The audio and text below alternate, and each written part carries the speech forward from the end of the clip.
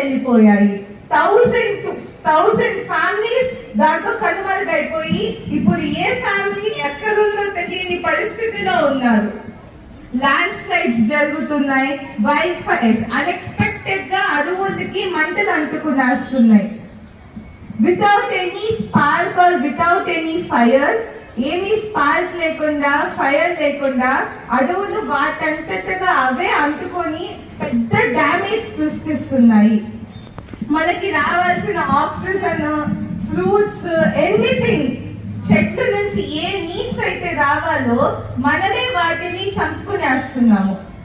అడవుల్ని నరికేస్తున్నాము. వాటి ప్లేసెస్ లో మనము బిల్డింగ్స్, ఫ్యాక్టరీస్ అవన్నీ కట్టుకొని వెళ్ళిపోతే where does we get oxygen from? ఎక్కడి నుంచి మనకు ఆక్సిజన్ వస్తుంది?